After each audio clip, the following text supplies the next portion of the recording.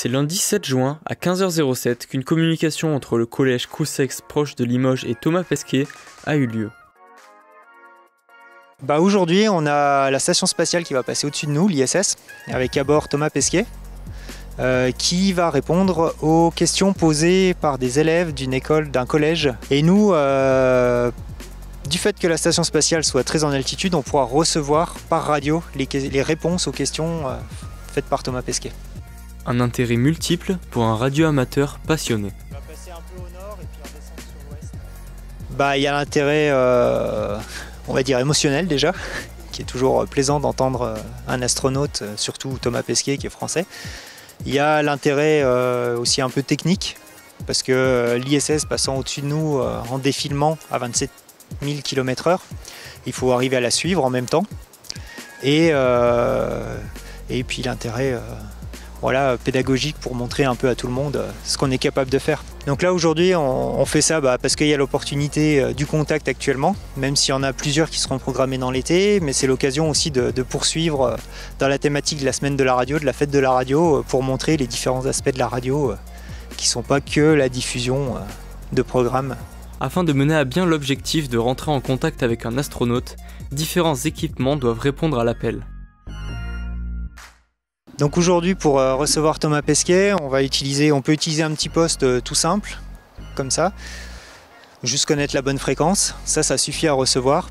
Pour optimiser, on va tenter aujourd'hui d'utiliser une antenne directive qui va permettre de pointer vraiment l'ISS et de la suivre au cours de son cheminement dans le ciel pour maximiser la qualité de la réception. Bonjour Paul, écoute, une sortie dans l'espace c'est un peu impressionnant, mais on essaye de se raccrocher à des choses qu'on connaît par cœur. On s'est beaucoup entraîné en piscine et ça permet de faire diminuer le stress. Over. Bonjour Margot, moi j'ai toujours voulu voler, tu sais, donc astronaute c'est comme voler, c'est comme avoir des super pouvoirs, et puis je voulais faire un travail qui soit utile, qui soit pas juste pour moi, donc astronaute c'était idéal. Over.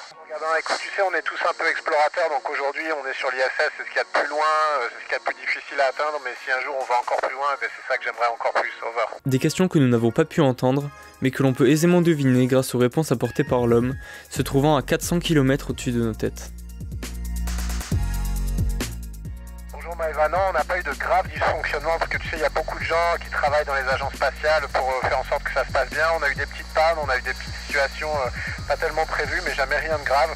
Et de toute façon, tu sais, on est préparé à faire face à toutes ces situations. Over. Bonjour Alexandre, oui, ça dure super longtemps. Tu sais, surtout la première mission, il faut tout apprendre depuis zéro. Après la deuxième, c'est un peu plus facile. Mais malheureusement, on a subi la situation sanitaire de la Covid et du coup, c'était un peu plus difficile. Over. Bonjour Daria, écoute, c'est super parce qu'on s'y habitue, on devient vraiment un citoyen de l'espace, le corps change et on apprend la planète par cœur en la regardant de haut, donc c'est vraiment super.